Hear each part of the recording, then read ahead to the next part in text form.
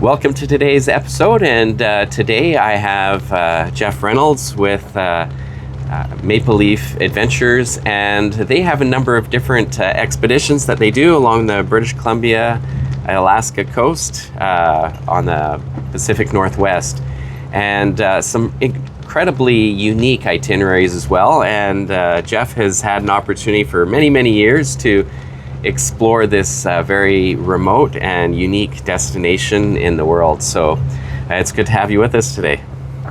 It's great to be here. Yeah. At work. Yeah. Before we dive into today's episode, I want to tell you, if you've ever dreamed of experiencing one of the incredible destinations that we talk about on the show, be sure to visit farandawaadventures.com. For over 30 years, I've helped travelers discover some of the most extraordinary destinations on Earth. If this is of interest, check out the link in the description to farandawaadventures.com, and we'd be happy to make your next trip unforgettable. Well, you know, we're here on the Cascadia. It's a beautiful vessel, very comfortable boat, and it's just one of many that Maple Leaf Adventures has. Can you tell me about some of the different vessels that you've worked on with Maple Leaf Adventures? Yeah, Maple Leaf has 3 vessels. They started with the 1904 built schooner, the Maple Leaf, and that vessel it's a beautiful vessel. Has 2 masts that sails around the coast at least once a trip. They do have to make way to get to the different places that they need to get to, so timing is important, but they always try to set a day away for sailing. And when you're on a sailboat, you got to do a little bit of sailing. You got to sail. And I think they take on about 8 guests and 5 crew. And then Maple Leaf got Swell, tugboat has been converted. She's been on the coast since 1912, and she was working the coast, doing a lot of moving log booms and moving barges up and down the coast. And then she got converted into a passenger vessel, and eventually Maple Leaf came into possession of her, and that was since 2015. And so she's been with Maple Leaf since then. It's very unique to have a tugboat as a kind of like a cruise vessel. And I've had a chance to walk around it and see what it's like, and it looks quite interesting. She's a charmer. The attention to detail for just making it into a tourism vessel from a working vessel in the past it's just changed so much. With, I think, a lot of the original wheelhouse is kind of there, but you know, as wooden ships progress through their lives, they have to be replaced with new planking, and by the time it comes around to 100 years, most of the ship has been replaced with new wood, but it's still got the original style, and it's a real beaut to sail the coast on. It made some movie debuts in its time. Yeah, it did. It was in the Beachcombers in its day. Yeah. But yeah, she does a huge amount of trips on the coast, and she even goes up to Alaska. Yeah. Okay. And then there's the Cascadia. It's the newest of the fleet, and quite a nice catamaran vessel. Yeah, she's a bit different from the other 2 wooden vessels. Now we have a steel vessel, the catamaran, very stable on the ocean, very roomy, very spacious for a ship on the coast doing tourism for under 24 guests. So she does take a maximum of 24 guests very comfortably. You can see all the rooms. They're quite spacious compared to most boat ship rooms. Yeah. Everyone has their own heads, kind of like Swell.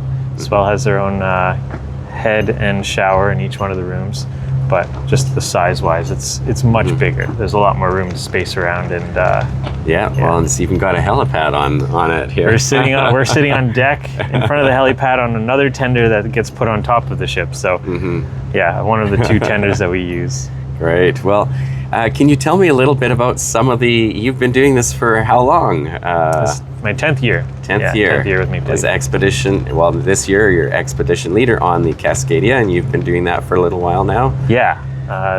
Since a year after Cascadia went online with Maple Leaf, I got on with them as an expedition leader. Before that, I was working as a naturalist on Swell and Maple Leaf. They don't need, they have 5 crew, fewer guests, so they don't need that expedition leader role. Usually the captain shares that role on the other two vessels. But when they got Cascadia, bigger crew, bigger amount of guests, so they allocated an expedition leader, and it is a vessel that kind of needs something like that to coordinate all guests and activities for the trip. And what are some of the things that you do as expedition leader? What are some of your roles? You wear multiple hats, I'm assuming. Yeah, I mean, but you're still naturalist, and you still naturalist at heart. Still background in marine biology, so it applies out here. Mixture of still naturalizing, lots of naturalizing, still doing talks with everybody on board. We do lectures. We have a great salon to be able to show lectures along the way. That's always applicable to the trip that we're doing. And beyond that, it's looking into the weather, looking into the tides, making sure we can get to certain places, coordinating the time that it takes to get there, just kind of timing out the whole pace of the trip so that we can get, I like have a list of things I'd like to get accomplished for each trip so that we can show our guests the well-rounded experience, and coordinating all that with the captain and the rest of the ship's crew. It's just a constant sort of communication game between the guests, the crew, and getting everything done. It's a fun challenge. Yeah. Well, and one thing I've noticed too is that we're here in Haida Gwaii, but there's no set itinerary per se as far as, hey, we're going to be in this place on this day necessarily. It kind of is weather dependent to some degree. Yeah. And you do have certain locations that are going to hopefully be on the itinerary, but can you tell me a little bit about the itinerary planning that's involved? Yeah, so coming to Haida Gwaii, well, Maple Leaf has a really great layout. They like to start everybody at the north end of Haida Gwaii on Graham Island in Masset, and try to give the guest the full experience of Haida Gwaii. So starting from the north, coming down to the south, we get on the ship on the second day, and then we take the guests into Gwaii Haanas, which is only accessible by ship. So the point of the whole trip is to give everybody a good, well-rounded experience, and then also part of Gwaii Haanas' charm is there are still old village sites from the Haida that are still present with old mortuary poles, memorial poles, potlatch poles still standing, and house pits and house beams and corner posts, just evidence of the Haida being here in the past. And getting to each one of the Watchmen sites is definitely key on the itinerary for Cascadia, and a lot of the other operators too, but trying to get to all these places with Cascadia is a lot easier to plan around weather. She's just a little bit more stable than some of the other ships I've worked on. Yeah. And it helps with the guests being comfortable yes. for the most of the trip, because Haida Gwaii, Gwaii Haanas is very exposed both on the Hecate side and also getting out to Gwaii, the UNESCO World Heritage Site, which is on the west coast, and it's also a challenge to get out there and also keep everyone comfortable. Yeah, it's a bit of a balance sometimes. It is. You got to get there, but you got to be there comfortable. So can you tell me about some of the other itineraries that you've been involved in kind of taking people on? Yeah, and Maple Leaf has quite a few itineraries. They start all the way down from Vancouver or Victoria, and they travel up the coast, the Inside Passage of Vancouver Island, and the variety of trips kind of span that area right up into the Great Bear Rainforest and Haida Gwaii. And then Swell and Maple Leaf next year will be going up to Alaska. Swell already does, but Maple Leaf will join them, and that's usually in August. And then that sort of starts the trickle back down the coast, because the Alaskan coast starts to get the salmon, the 5 different species of salmon that we have on our coast first, and we sort of travel with the salmon down the coast with all of our ships.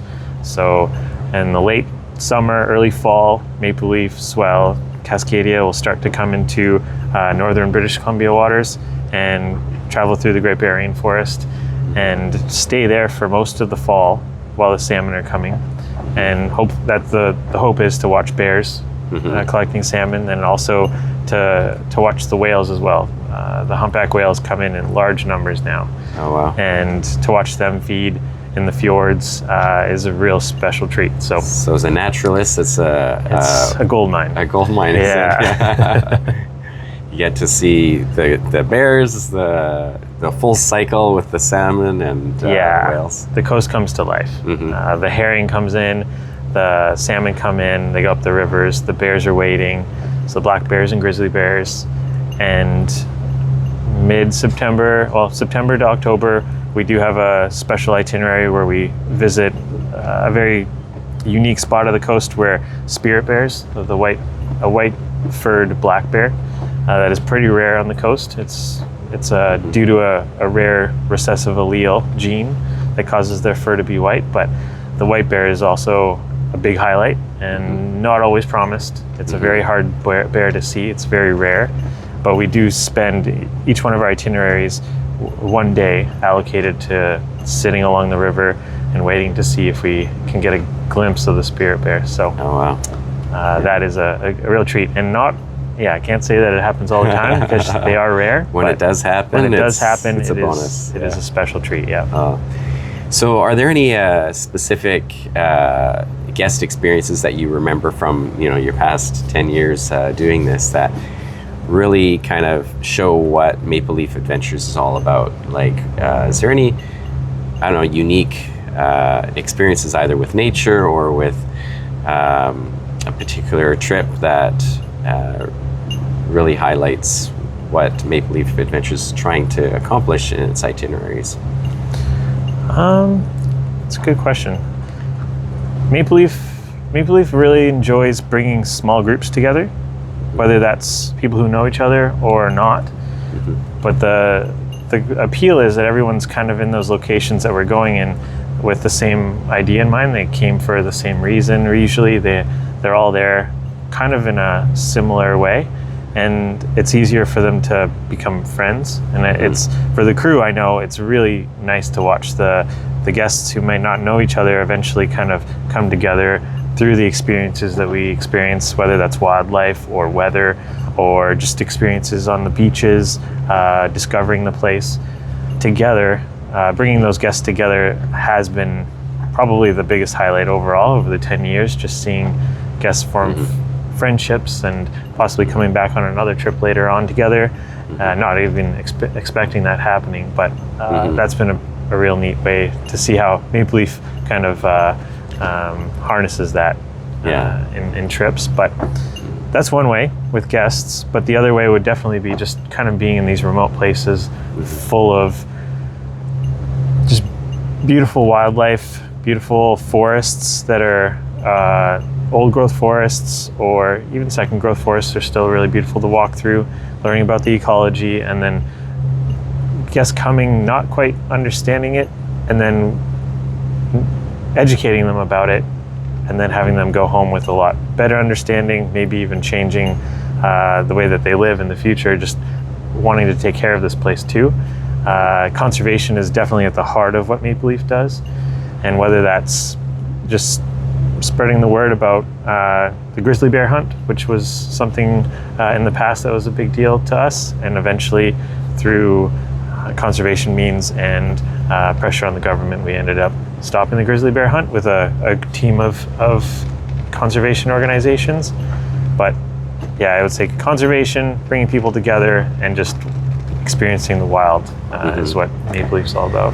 Well, one thing I've really noticed over the last few days that I've been on board is just how remote these places are that we're coming to, and I can see how important it is to protect that as well.